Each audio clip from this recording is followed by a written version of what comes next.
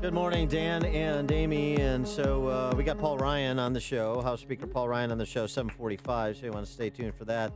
But in advance of Paul Ryan, we'll do a little pregame. Maybe he'll give us some advice and counsel on what we should ask Paul Ryan. Real zinger. We need a zinger from Steve Moore, who's the Wall Street Journal columnist, senior economist for CNN, chief economist for the Heritage Foundation. And he joins us now to talk taxes. Steve, thanks for being with us. Appreciate it. Good morning, guys. Am I Paul Ryan's warm-up act today? Yeah, you exactly. are. You're the Congratulations. Yeah. Glad to do it. You're the undercard. And so of the Senate and House plan, I mean, just looking at the drill out here, I know the topic areas they've got to discuss seem pretty straightforward in terms of where there are disagreements or where there's still possibility of movement, even on the corporate tax rate. But it seems to me both plans are kind of a meatball sundae. There's some good things. There's some less than good things. There's some things that are complicating. And so you're going to have people that are middle to upper middle income. Some people, based on their circumstances, are going to be worse off because of this tax plan. Some people, particularly the working rich, making a few $100,000 a year, probably going to be worse off. But real middle income families, and frankly, some of the upper income families, particularly in the Senate plan, like the top, 0.5%, probably better off. So how do you sell this to the American public over the next year? Well, look, first of all, I think you're being way too negative about this plan. This is if you're a conservative and believe in limited government and you want to give people tax relief and you want the economy to grow faster, this is a really good plan. I mean, it may not be an A, but it's a B+. And I think you're missing the big picture. Look what's happened to the stock market over the last couple of months. I mean, it's going through the roof. That means everybody's getting richer. Anyone with a 401k plan, anybody who owns stock. By the way, when the stock market does better and American companies are more profitable, that's good for everybody. I mean, a prosperous, pro-growth environment is good for everybody. And if they don't get this done, by the way, the stock market's going to tank. So we don't want that to happen. This is good for workers. It's good for business. And the other thing, look, when are you talking to Paul Ryan in about a half hour? Yeah. Okay, so I want to make a serious point. You can make policy here. Tell Paul Ryan what Steve Moore told him. Okay. Told you guys. I'm writing this down, yes. No, seriously. They're making this way too complicated. This is an historic piece of legislation. We're cutting the corporate tax rate to 20%. We're gutting Obamacare finally by getting rid of the digital mandate, which is a slow-motion repeal of the bill. We are getting rid of the state and local tax deduction. From now on, states and localities around the country are going to have to pay $1. The taxpayers will have to pay $1 for the dollar of government services they get, not 75 cents by having the federal government subsidize flabby government. Now, here's what they have to do. You writing this down, Amy? Yes, I am. Get to the point. Paul Ryan to stop with the conference. They don't need a conference. The House should vote tomorrow to approve the Senate bill. Get this thing done. Get a bill on Donald Trump's desk tomorrow. The Senate bill is superior to the House bill. I am very, very nervous about going to a conference. If you do that, that means the Senate has to vote again. Oh. And I don't trust. Tell him I don't trust John McCain. I don't trust Jeff Flake. I don't trust some of those rhino Republicans in the Senate. I don't want to lose this. This is an historic victory. And you go back to the Senate. You only had 51 Republicans voting for this. If you lose two, you end up with a big goose egg like they had on Obamacare. So I'm very serious about this. It's I will. ridiculous. They don't need a conference. They don't. The House, almost every way, the Senate bill is better than the House bill. And I worry we're going to lose this thing. Well, I heard on CNN this morning that if I'm a school teacher, I should be concerned about this tax plan. If I am a homeowner, I should be concerned. If I rent, I should be concerned. So is this just all propaganda from the left? Yeah, it is. I mean, look, even Dan seems to, Dan, I'm shame on you, Dan. I mean, you're buying into this left-wing rhetoric. No, I'm not. This person could pay more tax, that person, no. If you pay, there are few people who will pay more taxes under this. And they're like people under very special circumstances, like if you have high medical expenses or something. But the vast, vast majority of people are going to pay less tax. There's no doubt about it. I mean, if you are a middle-class person out there, and I'll define middle class between $60,000 and $150,000, you are going to pay less tax for two reasons. No, three reasons. Number one, we double the standard deduction. That means your first $25,000 of income for a family is now tax-free. That's double from what it is today.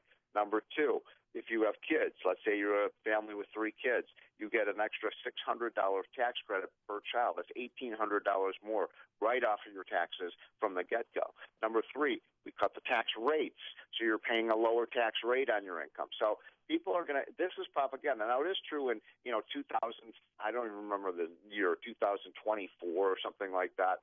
Some of these tax cuts go away, and that's only because we had to squeeze a $3 trillion tax cut into a $1.5 trillion box. But those kinds of tax cuts that are supposed to be going away, those are going to be extended. Wink, wink. I mean, those things will not expire. No Congress is going to allow those things to go away. So I think there is a propaganda campaign by the left. And they are apoplectic about this bill because they know this kills – it kills the Democrats on Obamacare. It's going to grow the economy. All of those things are going to be very positive, and Trump's going to get reelected if he gets this thing passed. All right, let's just do a little compare and contrast again. I know that you just want the House to vote up the Senate plan, and you make a strong political argument as to why. I don't disagree with that, but just in terms of the key components of each plan.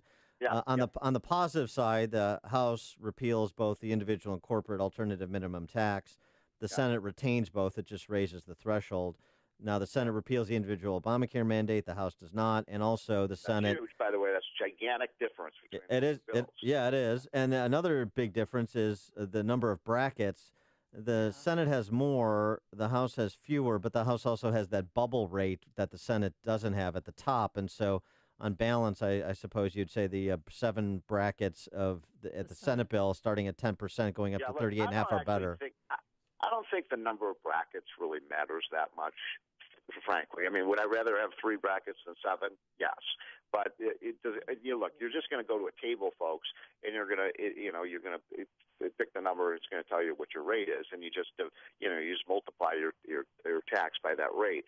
So I don't think that's such a big deal. The most important thing is your rate is going to be lower. It's not going to be higher for almost all circumstances. And so the net of this, the big difference between the two, setting aside the politics, the substance, is the individual mandate. That's what puts the Senate. A couple of ones.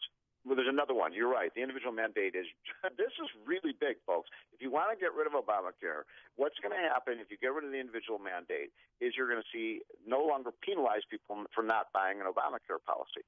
You know what? People don't want Obamacare. There's going to be a rush for the exits. People are going to voluntarily opt out. I think about kids like my 2 kids, 26, 25 years old. They're starting their work life. They get screwed by Obamacare. Obamacare requires them to buy an insurance policy they can't afford. Let them out, of the system. Let them go out and buy a medical savings account that protects them from any kind of catastrophic event. They can buy that kind of policy again for half of what Obamacare costs. So, then people say, liberals say, 13 million people are going to lose their health insurance. No. 13 million Americans don't want Obamacare. They can't afford it, and the government forces them to buy it by figuratively putting a gun to their head. I mean, so this is a big victory on Obamacare, as well as a big tax cut that's going to grow the economy. And incidentally, the numbers just came in for the fourth quarter in terms of where we are in GDP growth. We're 2/3 of the way through the fourth quarter, 3.5%. We had 3.1% in the second quarter, 3.3% in the third quarter. Now we're growing at 3.5%. There is a Trump effect here, and it is in no small part because of an anticipation of this pro-growth tax cut. I mean, we're going to go from having the highest tax rates in the world on businesses to one of the lowest tax rates. And Ron Johnson, by the way, do you reach Wisconsin? Yeah. Okay, I want to salute Ron Johnson. What a hero he is. He's the one who said there's not a big enough tax cut in the House bill for small businesses. He was right about that, and he got a substantially higher bigger tax cut for small businessmen and women in his bill. Ask Paul Ryan about that, Dan and Amy. Say, Steve Moore says he likes the tax cut for the small businesses in the Senate bill because it's better. Under the Senate bill, the tax rate for small businesses goes down to 30% from 40% today. All right, I'm taking notes. I'm going to ask him all these Good. questions. What about estate tax and death tax? Is the Senate Okay. plan I knew similar you were to the going to House ask me plan? about that. Now, that's the one area where the House bill is better because the House, repeals that awful un-American tax. The Senate bill simply doubles the exemption amount. But there's just a political reality here, and I don't like it. You don't like it. None of us like it, but it's just a truism. There's not 50 votes in the Senate for repeal of the death tax. There's not. We ran it up the flagpole. You could only get about 47 Republicans for that. And so, as much as we'd love to talk about how great it would be to get rid of the estate tax, it just ain't happening. Yeah, Yeah, so and even that when and I that die, I have to pay taxes. well, and that repeal, by the way, in the House bill only happens after 2024. So it's it's prospective as well, even though they increased the exemption immediately.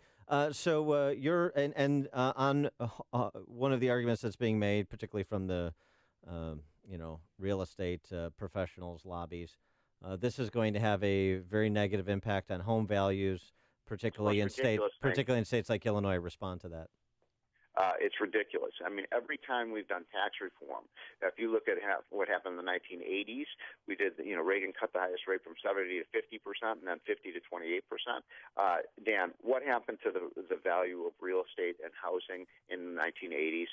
One of the biggest boom periods ever. If we get this economy growing at 3.5% to 4%, which I believe will happen with this tax bill, the value of housing all over the country goes up. Now, look, it is true. I'm being honest with you. If you live in New York, or you live in California, or you live in New Jersey or Connecticut or the great state of Illinois, your taxes, and you're a wealthy person, if you make over, say, $500,000 a year, your taxes may actually go up. Yep, because you know what? You're in a high-tax state. You're losing that state and local tax deduction.